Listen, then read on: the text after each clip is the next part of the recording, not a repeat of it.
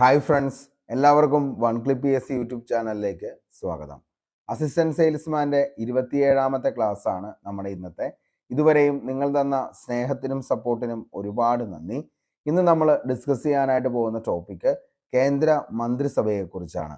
കഴിഞ്ഞ ക്ലാസ്സുകളിൽ നമ്മൾ രാഷ്ട്രപതിയെക്കുറിച്ചും അതേപോലെ തന്നെ ഉപരാഷ്ട്രപതിമാരെക്കുറിച്ചും അവരുടെ ചുമതലകളെക്കുറിച്ചൊക്കെയാണ് പഠിച്ചത്. ആ ക്ലാസ് കാണാനായിട്ട് താല്പര്യമുള്ളവർ ആരെങ്കിലും ഉണ്ടെങ്കിൽ താഴെ ഡിസ്ക്രിപ്ഷൻ ബോക്സിൽ അതിൻ്റെ ലിങ്ക് അവൈലബിൾ ആണ്. ഒന്ന് പോയി കാണുക, തീർച്ചയായിട്ടും നിങ്ങൾക്ക് ഉപകാരപ്പെടുന്നതായിരിക്കും. അതേപോലെ കഴിഞ്ഞ ക്ലാസ്സിൻ്റെയും ഈ ക്ലാസ്സിൻ്റെയും എല്ലാം PDF നോട്ട് ലഭിക്കുന്നതിന് വേണ്ടി നമ്മുടെ ടെലഗ്രാം ചാനലിൽ കൂടി ഒന്ന് ജോയിൻ ചെയ്യുക. അതിൻ്റെ ലിങ്കും താഴെ ഡിസ്ക്രിപ്ഷൻ ബോക്സിൽ അവൈലബിൾ ആണ്. അപ്പോൾ നമുക്ക് നേരെ ഇന്നത്തെ ക്ലാസ്സിലേക്ക് പോകാം. നമ്മളിന്ന് ആദ്യം പഠിക്കുന്നത് കേന്ദ്ര മന്ത്രിസഭയെക്കുറിച്ചാണ്. ഇന്ത്യക്ക് പ്രധാനമന്ത്രിയുടെ നേതൃത്വത്തിൽ ഒരു കേന്ദ്ര മന്ത്രിസഭ ഉണ്ടായിരിക്കണമെന്ന് അനുശാസിക്കുന്ന അനുച്ഛേദം ഏതാണെന്ന് ചോദിച്ചാൽ അനുച്ഛേദം 74 ഓർത്തു വയ്ക്കുക. ഒത്തിരി തവണ എക്സാമിന് ചോദിച്ചൊരു ആർട്ടിക്കിളാണ് ആർട്ടിക്കിൾ 74. അതായത് ഇന്ത്യക്ക് പ്രധാനമന്ത്രിയുടെ നേതൃത്വത്തിൽ ഒരു കേന്ദ്ര മന്ത്രിസഭ ഉണ്ടായിരിക്കണമെന്ന് അനുശാസിക്കുന്ന അനുച്ഛേദമാണ് 74. രാഷ്ട്രപതിയിൽ നിക്ഷിപ്തമായിട്ടുള്ള എല്ലാ ചുമതലകളും യഥാർത്ഥത്തിൽ വിനിയോഗിക്കുന്നത് കേന്ദ്ര മന്ത്രിസഭയാണ്. അപ്പോൾ രാഷ്ട്രപതിയിൽ നിക്ഷിപ്തമായിട്ടുള്ള എല്ലാ ചുമതലകളും ഇത് യഥാർത്ഥത്തിൽ വിനിയോഗിക്കുന്നത് ആരാണ് എന്ന് ചോദിച്ചു കഴിഞ്ഞാൽ അത് കേന്ദ്ര മന്ത്രിസഭയാണെന്നുള്ളത് ഓർത്തു വയ്ക്കുക. പാർലമെന്റിൽ സമർപ്പിക്കേണ്ട നയത്തിന്റെ അന്തിമ നിർണയം നടത്തുന്നതും ആര് തന്നെയാണ്? കേന്ദ്ര മന്ത്രിസഭയാണെന്നുള്ളത് ഓർത്തു വയ്ക്കുക. അപ്പോൾ ഇന്ത്യക്ക് പ്രധാനമന്ത്രിയുടെ നേതൃത്വത്തിൽ ഒരു കേന്ദ്ര മന്ത്രിസഭ ഉണ്ടായിരിക്കണമെന്ന് അനുശാസിക്കുന്ന അനുച്ഛേദം ചോദിച്ചാൽ മക്കളെ അത് 74. രാഷ്ട്രപതിയിൽ നിക്ഷിപ്തമായിട്ടുള്ള എല്ലാ ചുമതലകളും യഥാർത്ഥത്തിൽ വിനിയോഗിക്കുന്നതും ആര് തന്നെയാണ്? കേന്ദ്ര മന്ത്രിസഭയാണെന്നുള്ളത് ഓർത്തു വയ്ക്കുക. ഇനി പാർലമെന്റിൽ സമർപ്പിക്കേണ്ട നയത്തിന്റെ അന്തിമ നിർണയം നടത്തുന്നതും ആര് തന്നെയാ? കേന്ദ്ര മന്ത്രിസഭയാണ്. ഓക്കെ. ഇനി നമുക്ക് അടുത്ത പോയിന്റിലേക്ക് പോകാം. വകുപ്പുകളുടെ ഏകോപനവും താല്പര്യങ്ങളും സംരക്ഷിക്കുന്നതും പരിമിതികൾ നിർണയിക്കുന്നതും കേന്ദ്ര മന്ത്രിസഭയാണ്. അപ്പോൾ വകുപ്പുകളുടെ ഏകോപനവും താല്പര്യങ്ങൾ സംരക്ഷിക്കുന്നതും പരിമിതികൾ നിർണയിക്കുന്നതും കേന്ദ്ര മന്ത്രിസഭ. പാർലമെന്റിന്റെ ഇരുസഭകളിലും അംഗമല്ലാത്ത ഒരു വ്യക്തിയെയും കേന്ദ്രമന്ത്രിയായി നിയമിക്കാവുന്നതാണ്. എന്നാൽ ആ വ്യക്തി 6 മാസത്തിനകം പാർലമെന്റിന്റെ ഏതെങ്കിലും ഒരു സഭയിൽ അംഗമായിരിക്കണം. അപ്പോൾ പാർലമെന്റിന്റെ ഇരുസഭകളിലും അംഗമല്ലാത്ത ഒരു വ്യക്തിയെയും നമുക്ക് കേന്ദ്രമന്ത്രിയായി നിയമിക്കാവുന്നതാണ്. എന്നാൽ ആ വ്യക്തി 6 മാസത്തിനകം പാർലമെന്റിലെ ഏതെങ്കിലും ഒരു സഭയിൽ എന്തായിരിക്കണം? അംഗമായിരിക്കണം. ഓക്കെ. പ്രധാനമന്ത്രിയുടെ ഉപദേശപ്രകാരം കേന്ദ്രമന്ത്രിമാരെ നിയമിക്കുന്നത് രാഷ്ട്രപതിയാണ്. അപ്പോൾ പ്രധാനമന്ത്രിയുടെ ഉപദേശപ്രകാരം കേന്ദ്ര മന്ത്രിമാരെ നിയമിക്കുന്നത് ആരാണ് എന്ന് ചോദിച്ചു കഴിഞ്ഞാൽ ആരാണ്? അത് രാഷ്ട്രപതിയാണ്. കേന്ദ്രമന്ത്രിമാരെ തൽസ്ഥാനത്ത് നിന്നും നീക്കം ചെയ്യുന്നതും പ്രസിഡന്റാണ്. അപ്പോൾ ആരാണ് നിയമിക്കുന്നത് എന്ന് ചോദിച്ചു കഴിഞ്ഞാൽ ആരാണ്? അത് രാഷ്ട്രപതിയാണ്. അതേപോലെ തന്നെ എന്താണ്? കേന്ദ്രമന്ത്രിമാരെ തൽസ്ഥാനത്ത് നിന്നും നീക്കം ചെയ്യുന്നതും ആര് തന്നെയാണ്? പ്രസിഡന്റ് തന്നെയാണ്. അപ്പോൾ നിയമിക്കുന്നതും പ്രസിഡന്റാണ്, അതേപോലെ തന്നെ എന്താണ്? നീക്കം ചെയ്യുന്നതും ആര് തന്നെയാണ്? പ്രസിഡന്റാണ്. ഇനി നിയമിക്കാൻ നേരത്ത് പ്രധാനമന്ത്രിയുടെ ഉപദേശപ്രകാരമാണ് കേന്ദ്രമന്ത്രിമാരെ നിയമിക്കുന്നത്, നീക്കം ചെയ്യുന്നത് പ്രസിഡന്റ് ആണെന്നുള്ളതും ഓർത്തു വയ്ക്കുക. ഇതും എന്തിൻ്റെ ആയിരിക്കും?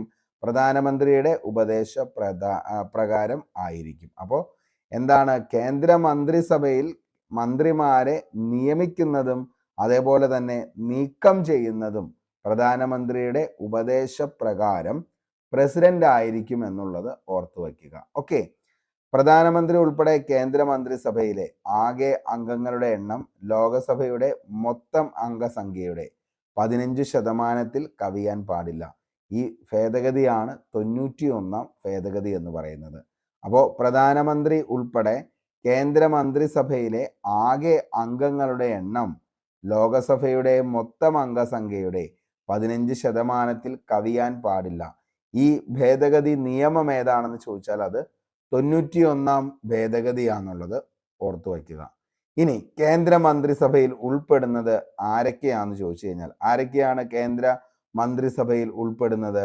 1 പ്രധാനമന്ത്രി, 2 ക്യാബിനറ്റ് മന്ത്രിമാർ, അതായത് വകുപ്പുകളുടെ ചുമതലയുള്ള സ്വതന്ത്ര ചുമതല ഉള്ളവരാണ് ഈ പറയുന്ന ക്യാബിനറ്റ് മന്ത്രിമാരെന്ന് പറയുന്നത്.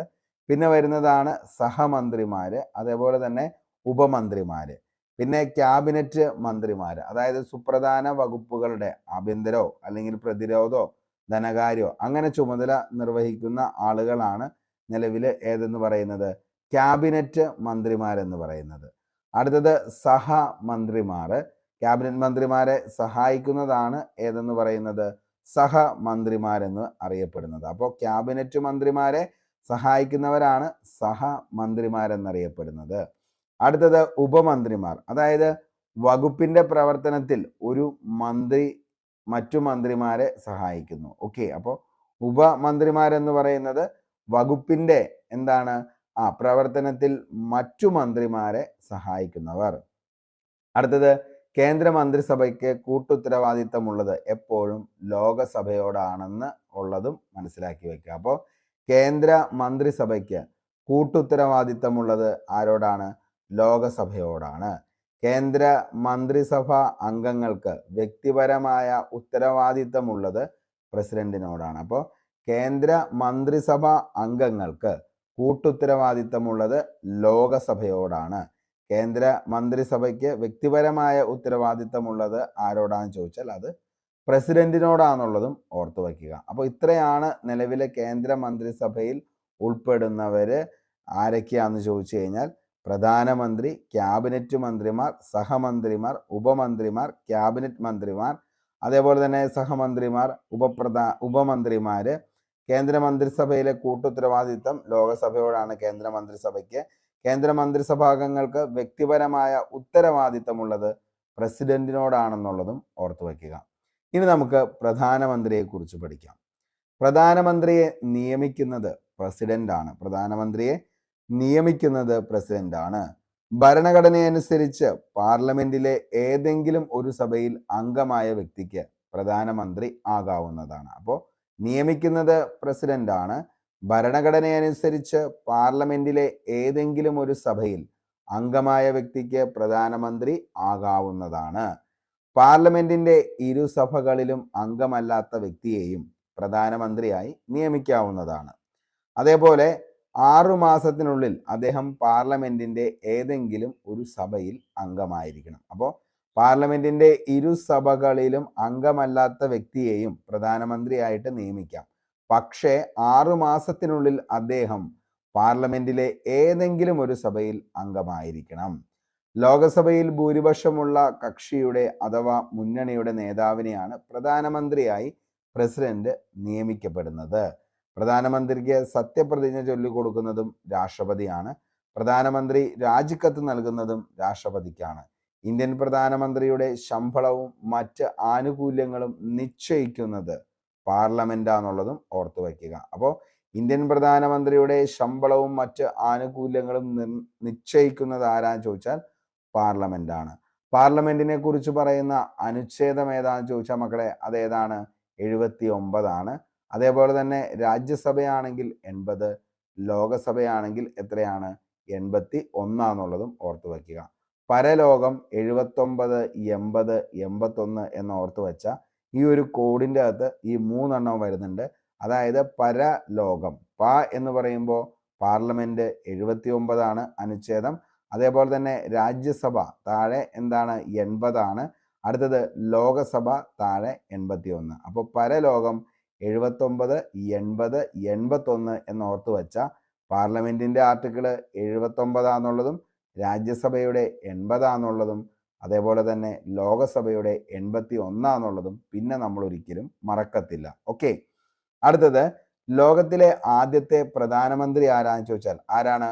റോബർട്ട് വാൾപോൾ ആണ്. ഓക്കെ, അപ്പോൾ ലോകത്തിലെ ആദ്യത്തെ പ്രധാനമന്ത്രി ആരാന്ന് ചോദിച്ചാൽ ആരാ മക്കളെ? റോബർട്ട് വാൾപോൾ ആണ്. ലോകത്തിലെ ആദ്യത്തെ വനിതാ പ്രധാനമന്ത്രി ആരാന്ന് ചോദിച്ചാൽ അത് സിരിമാവോ ബന്ദാര നായികയാണ്. ശ്രീലങ്കൻ പ്രധാനമന്ത്രിയാണ് ലോകത്തിലെ ആദ്യത്തെ വനിതാ പ്രധാനമന്ത്രി സിരിമാവോ ബന്ദാരെ നായികെ. ഇനി ലോകത്തിലെ രണ്ടാമത്തെ വനിതാ പ്രധാനമന്ത്രിയാണ് ഇന്ദിരാഗാന്ധി. അപ്പോൾ ലോകത്തിലെ രണ്ടാമത്തെ വനിതാ പ്രധാനമന്ത്രി ഇന്ദിരാഗാന്ധിയും ലോകത്തിലെ ആദ്യത്തെ വനിതാ പ്രധാനമന്ത്രി ശ്രീലങ്കക്കാരിയായിട്ടുള്ള സിരിമാവോ ബന്ദാരെ നായികെ. ലോകത്തിലെ ആദ്യത്തെ പ്രധാനമന്ത്രിയാണ് റോബർട്ട് വാൾപോൾ. അത് ബ്രിട്ടനാണെന്നുള്ളതും ഓർത്തു വയ്ക്കുക. മന്ത്രിസഭാ അംഗങ്ങൾ ആരെല്ലാമാണെന്ന് തീരുമാനിക്കുന്നതും പ്രധാനമന്ത്രിയാണ്. അവരുടെ വകുപ്പുകളും പദവികളും ഏതെല്ലാം എന്ന് തീരുമാനിക്കുന്നതും അദ്ദേഹം തന്നെയാണ്. അപ്പോൾ മന്ത്രിസഭാ അംഗങ്ങൾ ആരെല്ലാമാണ് എന്ന് തീരുമാനിക്കുന്നത്, നമ്മൾ തൊട്ടു മുമ്പ് പറഞ്ഞു കേന്ദ്ര മന്ത്രിസഭയെ തീരുമാനിക്കുന്നതും അതിലെ മന്ത്രിമാരെ തീരുമാനിക്കുന്നതും എല്ലാം ആര് തന്നെയാണ്? ഈ പറയുന്ന പ്രധാനമന്ത്രിയാണ്. പ്രധാനമന്ത്രിയുടെ ഉപദേശപ്രകാരം മാത്രമാണ് ആരിതിനെ നിയമിക്കത്തുള്ളൂ? രാഷ്ട്രപതി ഇവരെ നിയമിക്കത്തുള്ളൂ എന്നുള്ളതും ഓർത്തു വയ്ക്കുക. മറ്റു മന്ത്രിമാർ നൽകിയിട്ടില്ലാത്ത വകുപ്പുകളുടെ ചുമതല വഹിക്കുന്നതും പ്രധാനമന്ത്രിയാണ്. അപ്പോൾ ഏതൊക്കെയാണോ നിലവിൽ മറ്റു മന്ത്രിമാർക്ക് കിട്ടാത്ത വകുപ്പുകൾ അല്ലെങ്കിൽ നിലവിൽ ബാക്കി വരുന്ന വകുപ്പുകളും ആരുടെ കയ്യിൽ തന്നെയായിരിക്കും? പ്രധാനമന്ത്രിയുടെ കീഴിൽ തന്നെയായിരിക്കും. പാർലമെന്ററി വ്യവസ്ഥയിൽ പ്രധാനമന്ത്രിക്ക് ലോകസഭയുടെ ഭൂരിപക്ഷ പിന്തുണ ഉണ്ടായിരിക്കണം. ഈ ഭൂരിപക്ഷം പ്രധാനമന്ത്രിയുടെ അധികാരത്തെ കൂടുതൽ ശക്തമാക്കുന്നു.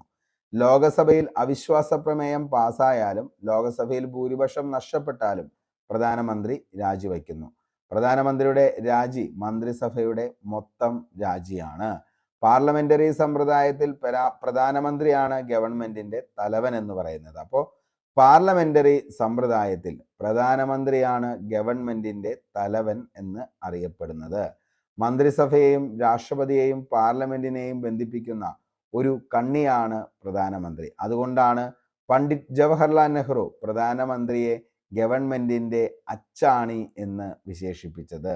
അപ്പോൾ എന്തുകൊണ്ടാണ് പ്രധാനമന്ത്രി ജവഹർലാൽ നെഹ്റു നിലവിൽ അച്ചാണി എന്ന് വിശേഷിപ്പിച്ചത്? ഗവൺമെന്റിന്റെ അച്ചാണി എന്ന് പ്രധാനമന്ത്രിയെ, അതായത് മന്ത്രിസഭയെയും രാഷ്ട്രപതിയെയും പാർലമെന്റിനെയും ബന്ധിപ്പിക്കുന്ന ഒരു കണ്ണിയാണ് പ്രധാനമന്ത്രി. അതുകൊണ്ടാണ് പണ്ഡിറ്റ് ജവഹർലാൽ നെഹ്റു പ്രധാനമന്ത്രിയെ ഗവൺമെന്റിന്റെ അച്ചാണി എന്ന് വിശേഷിപ്പിച്ചത് എന്നുള്ളതും ഓർത്തു വയ്ക്കുക. മന്ത്രിമാരാകുന്ന ഗ്രഹങ്ങൾ, ഭ്രമണം ചെയ്യുന്ന സൂര്യൻ എന്ന് പ്രധാനമന്ത്രിയെ വിശേഷിപ്പിച്ചത് ഐവർ ജെന്നിങ്സ് ആണ്. വേണമെങ്കിൽ ചോദിക്കാം, നല്ലൊരു ചോദ്യമാണ്. മന്ത്രിമാരാകുന്ന ഗ്രഹങ്ങൾ ഭ്രമണം ചെയ്യുന്ന സൂര്യൻ എന്ന് പ്രധാനമന്ത്രിയെ വിശേഷിപ്പിച്ചത് അത് ഐവർ ജെന്നിങ്സ് ആണ്. ഇന്ത്യൻ പ്രധാനമന്ത്രിയുടെ ഔദ്യോഗിക വസതിയാണ് 7 ലോക് കല്യാൺ മാർഗ്. അപ്പോൾ 7 ലോക് കല്യാൺ മാർഗ് ആരുടെ ഔദ്യോഗിക വസതിയാണെന്ന് ചോദിച്ചാൽ ഇന്ത്യൻ പ്രധാനമന്ത്രിയുടെ ഔദ്യോഗിക വസതിയാണ് 7 ലോക് കല്യാൺ മാർഗ് എന്ന് പറയുന്നത്. പ്രധാനമന്ത്രിയുടെ ചുമതലകൾ: ലോകസഭയുടെ നേതാവായി പ്രവർത്തിക്കുന്നു. ക്യാബിനറ്റ് മീറ്റിംഗ് മുകളിൽ അധ്യക്ഷത വഹിക്കുന്നു. അപ്പോൾ ക്യാബിനറ്റ് മീറ്റിംഗ് മുകളിൽ അധ്യക്ഷത വഹിക്കുന്നു. കേന്ദ്ര മന്ത്രിസഭയുടെ പ്രവർത്തനം ഏകോപിപ്പിക്കുന്നു. മന്ത്രിസഭാ തീരുമാനങ്ങൾ രാഷ്ട്രപതിയെ അറിയിക്കുന്നു. അപ്പോൾ എന്തൊക്കെയാണ് പ്രധാനമന്ത്രിയുടെ ചുമതലകൾ എന്ന് ചോദിച്ചാൽ ലോകസഭയുടെ നേതാവായി പ്രവർത്തിക്കുന്നു, ക്യാബിനറ്റ് മീറ്റിംഗിന് മുകളിൽ അധ്യക്ഷത വഹിക്കുന്നു, കേന്ദ്ര മന്ത്രിസഭയുടെ പ്രവർത്തനം ഏകോപിപ്പിക്കുന്നു, മന്ത്രിസഭാ തീരുമാനങ്ങൾ രാഷ്ട്രപതിയെ അറിയിക്കുന്നു. ഇനി ഉത്തരം പ്രധാനമന്ത്രിയായി വരുന്ന ചോദ്യങ്ങൾ ഒത്തിരി തവണ ചോദിക്കാറുണ്ട്. നമുക്ക് ഈ സ്റ്റേറ്റ്മെന്റ് ലെവലിലുള്ള ചോദ്യങ്ങളൊക്കെ ഉണ്ടല്ലോ, അതിൻ്റെ അകത്തൊക്കെ ഇങ്ങനെയുള്ള ചോദ്യങ്ങൾ പ്രസ്താവനകളായിട്ട് വരാം. കേന്ദ്രമന്ത്രിസഭയുടെ തലവൻ എന്നറിയപ്പെടുന്നത് ആരാന്ന് ചോദിച്ചു കഴിഞ്ഞാൽ അതാരാണ്?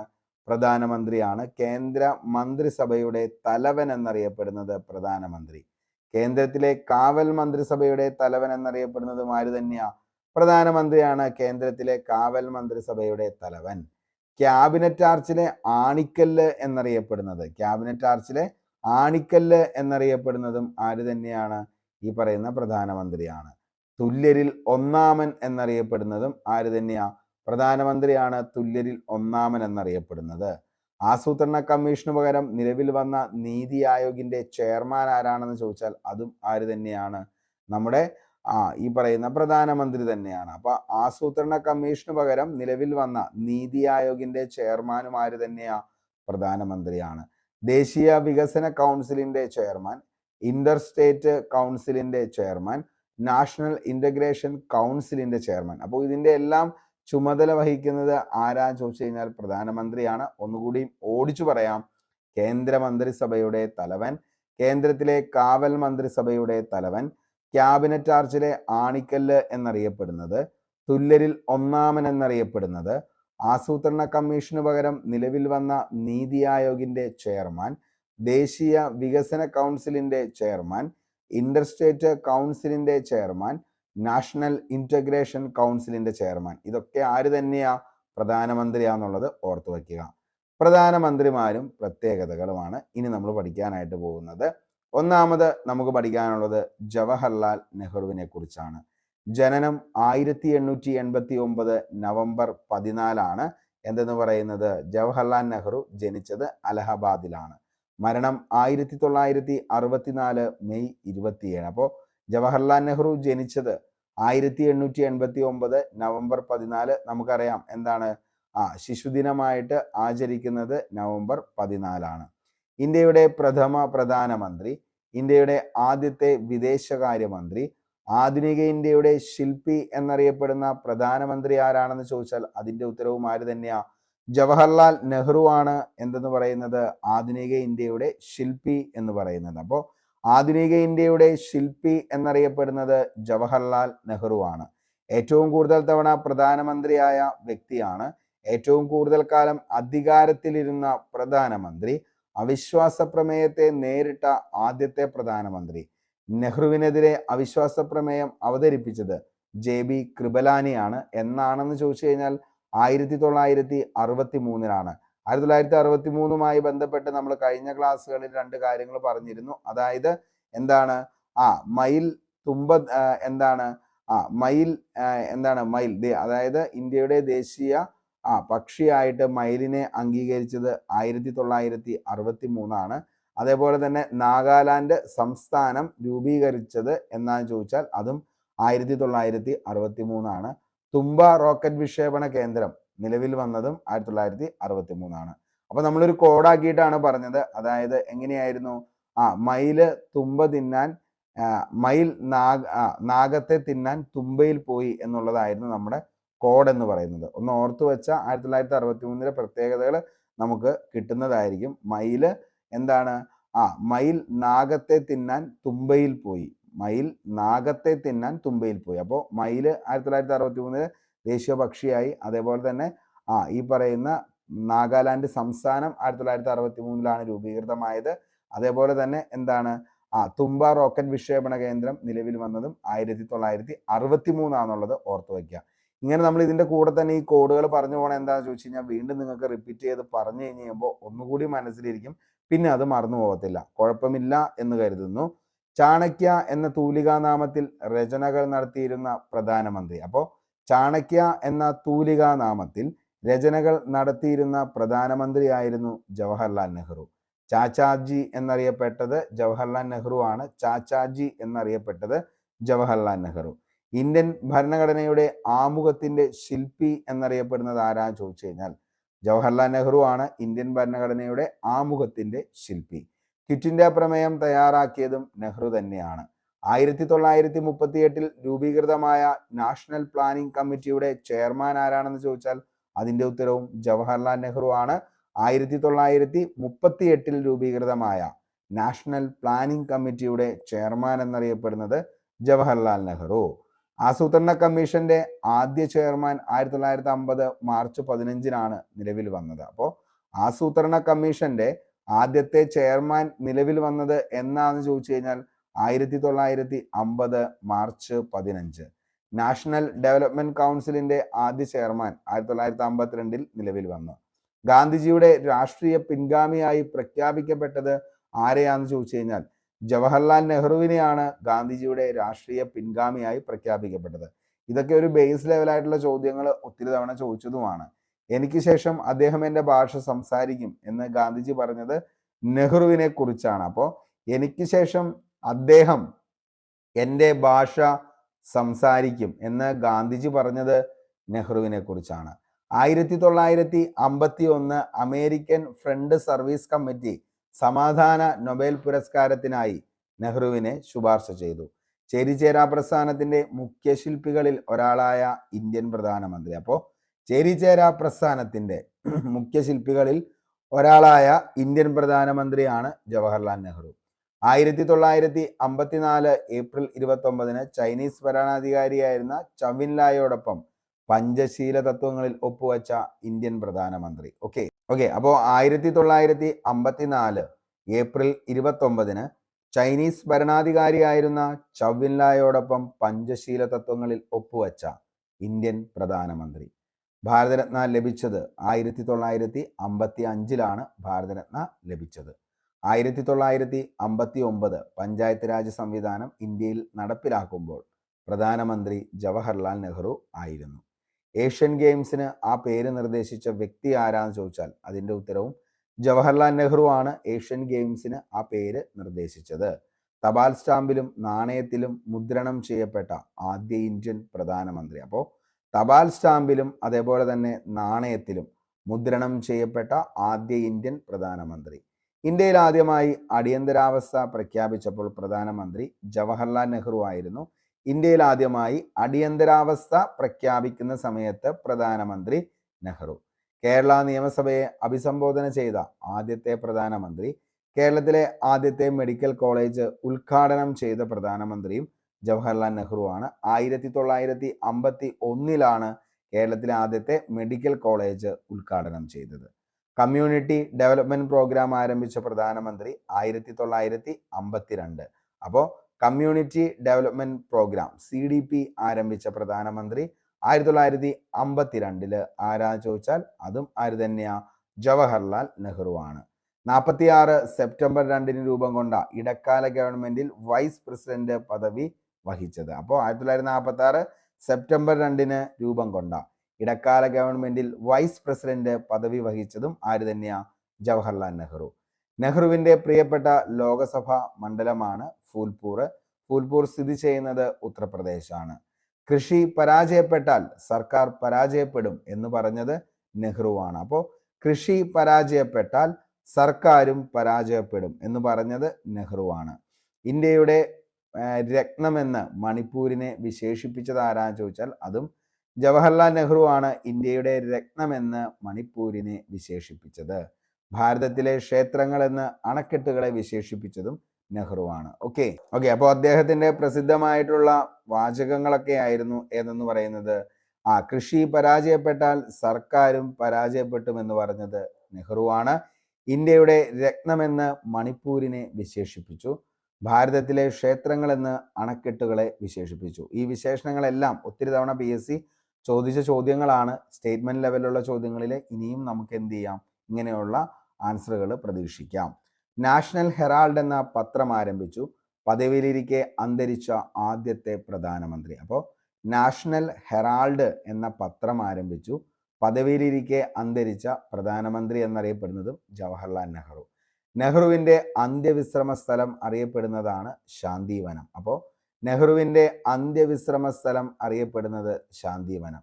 നെഹ്റുവിന്റെ ജന്മദിനമായ നവംബർ 14 ശിശുദിനമായിട്ടാണ് ആഘോഷിക്കുന്നത്. ഒത്തിരി തവണ ചോദിച്ച ചോദ്യമാണ്. നെഹ്റുവിന്റെ ജന്മദിനമായിട്ടുള്ള നവംബർ 14 എന്ത് ദിനമാണ്?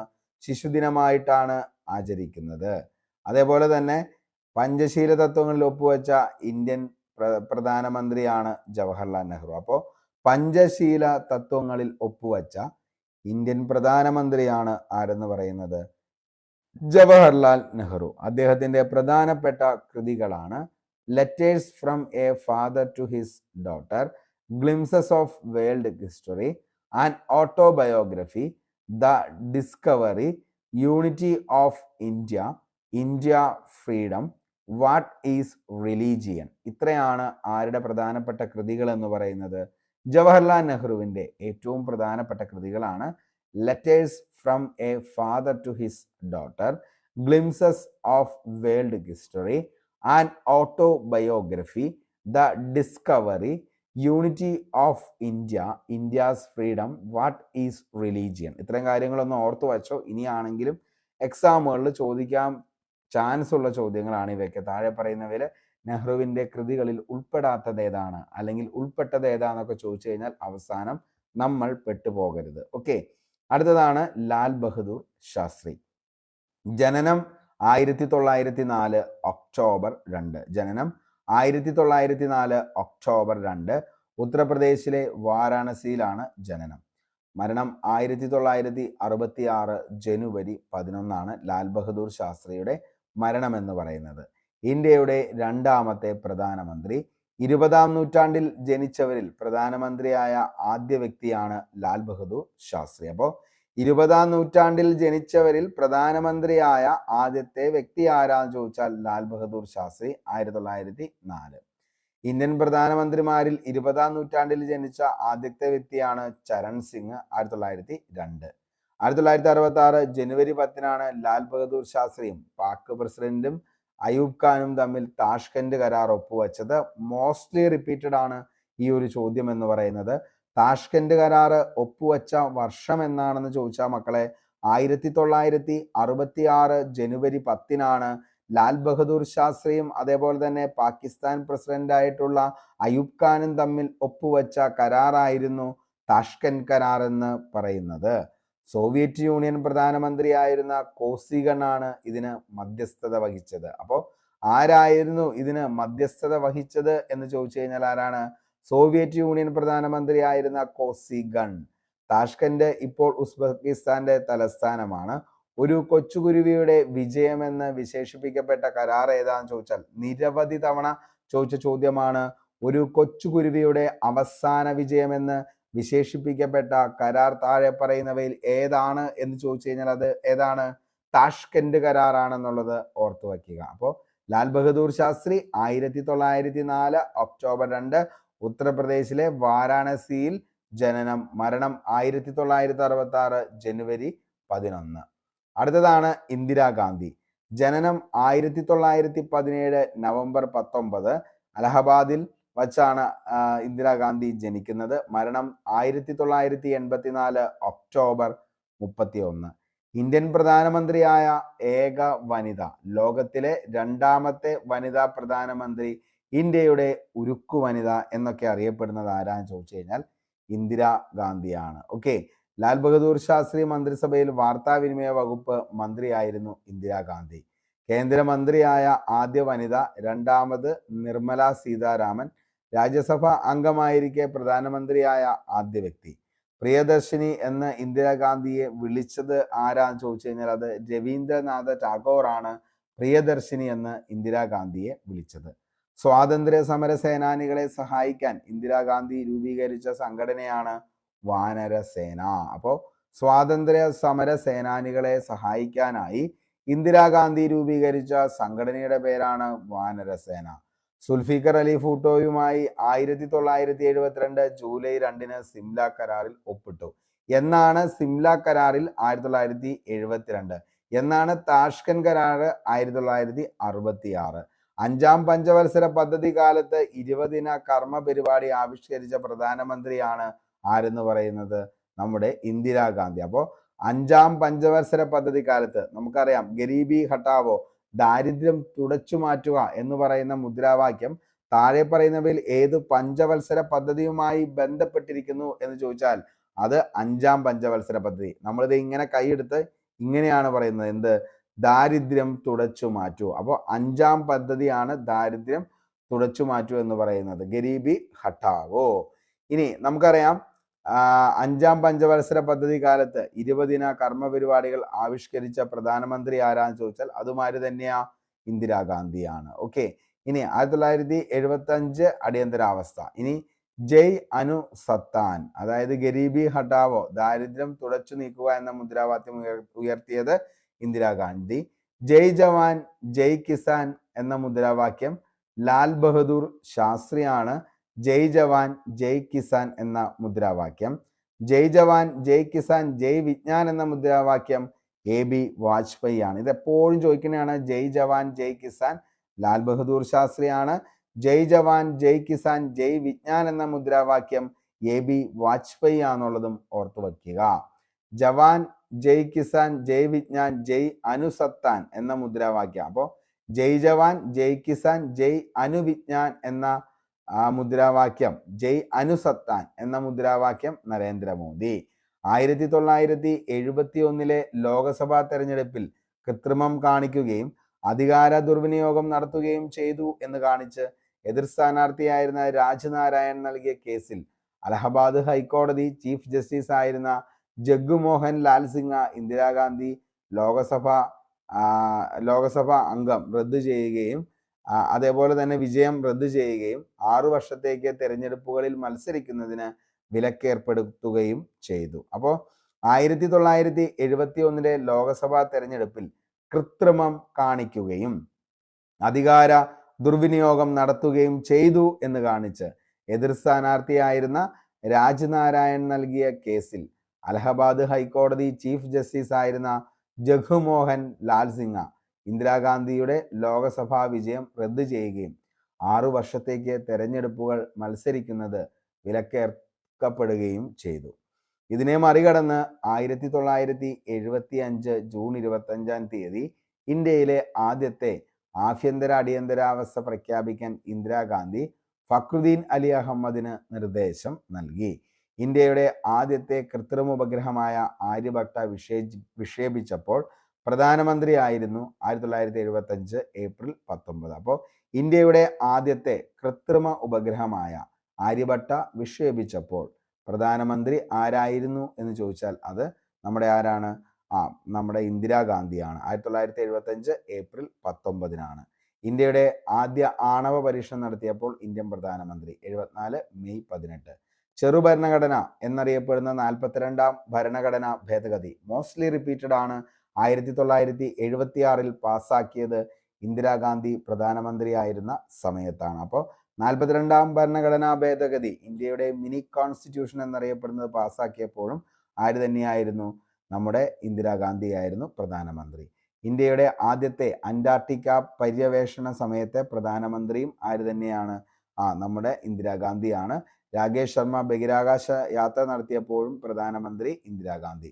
84 സിഖ് തീവ്രവാദികൾക്കെതിരെ അമൃതസറിലെ സുവർണ ക്ഷേത്രത്തിൽ ബ്ലൂ സ്റ്റാർ ഓപ്പറേഷന് അനുമതി നൽകിയ പ്രധാനമന്ത്രി. വധിക്കപ്പെട്ട ആദ്യത്തെ ഇന്ത്യൻ പ്രധാനമന്ത്രി 1984 ഒക്ടോബർ 31 സ്വന്തം അംഗരക്ഷകരുടെ വെടിയേറ്റ് മരിച്ച പ്രധാനമന്ത്രി ആരാന്ന് ചോദിച്ചാൽ അതും ഇന്ദിരാഗാന്ധിയാണ്. ഇന്ദിരാഗാന്ധി വധം അന്വേഷിക്കാൻ നിയോഗിക്കപ്പെട്ട കമ്മീഷനാണ് താക്കർ കമ്മീഷൻ എന്ന് പറയുന്നത്. ഒരിക്കൽ PSC ചോദിച്ചതാണിത്. ഇന്ദിരാഗാന്ധി വധം അന്വേഷിക്കാൻ നിയോഗിക്കപ്പെട്ട കമ്മീഷനാണ് താക്കർ കമ്മീഷൻ. ഇന്ദിരാഗാന്ധിയുടെ അന്ത്യവിശ്രമ സ്ഥലമാണ് ശക്തി സ്ഥല്. അപ്പോൾ ഇന്ദിരാഗാന്ധിയുടെ അന്ത്യവിശ്രമ സ്ഥലം ഏതാണെന്ന് ചോദിച്ചാൽ ഏതാണ്? ശക്തി സ്ഥലാണ്. ഇന്ദിരാഗാന്ധിയുടെ ജന്മദിനമായ നവംബർ 19 ദേശീയോദ്ഗ്രഥന ദിനമായും ചരമദിനമായ ഒക്ടോബർ 31 ദേശീയ പുനരർപ്പണ ദിനമായും ആചരിക്കുന്നു. അപ്പോൾ എന്താണ്? നിലവിൽ നവംബർ 19 ദേശീയോദ്ഗ്രഥന ദിനമായിട്ടും ചരമദിനമായ ഒക്ടോബർ 31 ദേശീയ പുനരർപ്പണ ദിനമായും ആചരിക്കുന്നു. പ്രധാനപ്പെട്ട കൃതികളാണ് ഏതൊക്കെ? Journey of friendship, of man his environment, eternal India, my truth, open people and problem. അതേപോലെ തന്നെ ഉരുക്കു മനുഷ്യന്മാരെ നമുക്കൊന്ന് നോക്കാം. ഉരുക്കു വനിത എന്നറിയപ്പെടുന്നത് ആരാന്ന് ചോദിച്ചു കഴിഞ്ഞാൽ അത് മാർഗരറ്റ് താച്ചർ ആണ്. ഏഷ്യയിലെ ഉരുക്കു വനിത എന്നറിയപ്പെടുന്നത് മിലിയം ഡിഫൻസർ സാന്റിയാഗോ. ഇന്ത്യയുടെ ഉരുക്കു വനിതയാണ് ഇന്ദിരാഗാന്ധി. മണിപ്പൂരിന്റെ ഉരുക്കു വനിത ആരാന്ന് ചോദിച്ചാൽ അത് ഈറോം ഷാനു ഷർമിളയാണ്. അപ്പോൾ ഈറോം ഷർമിളയാണ് മണിപ്പൂരിന്റെ ഉരുക്കു വനിത. ഒഡീഷയുടെ ഉരുക്കു വനിത നന്ദിനി സത്പതിയാണ്. ഒഡീഷയുടെ ഉരുക്കു വനിത നന്ദിനി സത്പതിയാണ്. ജാർഖണ്ഡിന്റെ ഉരുക്കു വനിതയാണ് ദയാമണി ബാർല. അതേപോലെ ഉരുക്കു മനുഷ്യൻ എന്നറിയപ്പെടുന്നത് ബിസ്മാർക്കാണ്. കാശ്മീരിന്റെ ഉരുക്കു വനിത പർവീണ അഹങ്കാറും. ഇന്ത്യയുടെ ഉരുക്കു മനുഷ്യൻ എന്നറിയപ്പെടുന്നത് ആരാന്ന് ചോദിച്ചു കഴിഞ്ഞാൽ അത് സർദാർ വല്ലഭായ് പട്ടേലാണ്. ഇന്ത്യയുടെ ഉരുക്കു മനുഷ്യൻ എന്നറിയപ്പെടുന്നത് സർദാർ വല്ലഭായ് പട്ടേലാണ്. അപ്പോൾ ഉരുക്കു മനുഷ്യന്മാർ ഇത് ബേസ് ലെവലുള്ള ചോദ്യങ്ങളാണ്. LGS അതേപോലെ തന്നെ എന്താണ് 10th ലെവൽ എക്സാംസുകൾക്കൊക്കെയാണ് ഇങ്ങനെയുള്ള ചോദ്യങ്ങൾ ചോദിക്കാറുള്ളൂ. ഉരുക്കു വനിത ചിലപ്പോൾ നമ്മുടെ ASMനും ചോദിക്കാം. ഉരുക്കു വനിത മാർഗരറ്റ് താച്ചർ. ഏഷ്യയിലെ ഉരുക്കു വനിത മിലിയം ഡിഫൻസ് സാന്റിയാഗോ. ഇന്ത്യയുടെ ഉരുക്കു വനിത ഇന്ദിരാഗാന്ധി. മണിപ്പൂരിന്റെ ഉരുക്കു വനിത ഈറോം ഷർമിള. ഒഡീഷയുടെ ഉരുക്കു വനിത നന്ദിനി സത്പതി. ജാർഖണ്ഡിന്റെ ഉരുക്കു വനിത ദയാമണി ബാർല. കാശ്മീരിന്റെ ഉരുക്കു വനിത പർവീണ അഹങ്കാർ. ഉരുക്കും മനുഷ്യൻ എന്നറിയപ്പെടുന്നത് ആരാന്ന് ചോദിച്ചാൽ അത് ബിസ്മാർക്കാണ്. ഇന്ത്യയുടെ ഉരുക്കു മനുഷ്യൻ എന്നറിയപ്പെടുന്നത് സർദാർ വല്ലഭായ് പട്ടേലാണ്. സർദാർ വല്ലഭായ് പട്ടേൽ. ഓക്കെ, അപ്പോൾ ഇത്രയും കാര്യങ്ങളാണ് നമ്മുടെ ഇന്നത്തെ ക്ലാസ്സിൽ ഡിസ്കസ് ചെയ്യാനായിട്ട് ഉദ്ദേശിച്ചത്. അപ്പോൾ ഇതിൻ്റെ അകത്ത് നമ്മൾ കേന്ദ്ര മന്ത്രിസഭയും പ്രധാനപ്പെട്ട മന്ത്രിമാരുമാണ് പറഞ്ഞത്. ബാക്കിയുള്ള മന്ത്രിമാരെ അടുത്ത ദിവസങ്ങളിൽ ക്ലാസ് ഉണ്ടാവും. അതേപോലെ തന്നെ ഒന്നും മറന്നിട്ടില്ല, നമ്മുടെ റിവിഷൻ പ്ലാനും അതേപോലെ തന്നെ ഇംഗ്ലീഷ്, മാത്സ്, മലയാളത്തിൻ്റെ ക്ലാസ്സും എല്ലാം അടുത്ത ദിവസം തന്നെ നമുക്ക് ക്ലാസ്സുകളായിട്ട് വരുന്നതായിരിക്കും. ക്ലാസ്സുകൾ മൊത്തമായി കാണാനായിട്ട് ശ്രമിക്കുക. അതിനുശേഷം ഇതിൻ്റെ PDF നോട്ട് വായിക്കുക. അതിനുശേഷം എന്ത് ചെയ്യുക, PYQയിലും കൂടി നിങ്ങൾ ഒന്ന് അറ്റൻഡ് ചെയ്യാനായിട്ട് ശ്രമിക്കുക. കാരണം നമ്മൾ എത്ര പഠിച്ചു എന്നുള്ളത് നമ്മൾ മനസ്സിലാക്കി വേണം ഓരോ ദിവസവും മുന്നോട്ടേക്ക് പോകാൻ. അതിന് വേണ്ടിയിട്ട് തന്നെയാണ് നിങ്ങൾക്ക് വേണ്ടിയിട്ട് ക്വസ്റ്റ്യൻ ബോർഡ് എല്ലാ ദിവസവും ചെയ്യിപ്പിക്കുന്നത്. അപ്പോൾ അതെല്ലാവരും ചെയ്യാനായിട്ട് ശ്രമിക്കുക. അതേപോലെ തന്നെ തെറ്റുകൾ മാക്സിമം വരുത്താതെ ശ്രമിക്കുക. കാരണം നമ്മളിത് എല്ലാ ദിവസവും നിങ്ങൾക്ക് ക്ലാസ് ഉണ്ട്. ഈ ക്ലാസ് കഴിഞ്ഞ് അതിന് ശേഷം അതോ അത്രയും പ്രാവശ്യം എന്ത് ചെയ്യുന്നത്, മോസ്റ്റ്ലി റിപ്പീറ്റഡ് ആണ് ഓരോ ചോദ്യങ്ങളും. PSC ചോദിച്ചത് എക്സ്പെഷ്യലി ഞാൻ വീണ്ടും വീണ്ടും എടുത്ത് പറയാറുണ്ട്. അപ്പോൾ അങ്ങനെയാണ് നമ്മുടെ ക്ലാസ് പോകുന്നത്. അതിനുശേഷം PDF നോട്ട് ഉണ്ട്, അത് നിങ്ങൾ വായിക്കുന്നു. അതിനുശേഷമാണ് നിങ്ങൾ ഈ ക്വസ്റ്റ്യൻ ബോർഡിൽ അറ്റൻഡ് ചെയ്യുന്നത്. ഇതെല്ലാം നടക്കുന്നത് ഒരു ദിവസമാണ്. അപ്പോൾ ഇത്രയും കാര്യങ്ങൾ ചെയ്യുന്ന ഒരാൾക്ക് പിന്നീട് ഒരു ചോദ്യത്തിൻ്റെ ഉത്തരത്തിനും തെറ്റ് വരാൻ പാടില്ല. അപ്പോൾ കിടിലമായി തന്നെ പഠിച്ച് മുന്നോട്ടേക്ക് പോവുക. എല്ലാവർക്കും നല്ലത് മാത്രം വരട്ടെ എന്ന് ആത്മാർത്ഥമായി സർവേശ്വരനോട് പ്രാർത്ഥിച്ച് ഇന്നത്തെ ഈ ക്ലാസ് ഇവിടെ വൈൻഡ് അപ്പ് ചെയ്യുന്നു. Signing off, Arun Kombanadan. Thank you.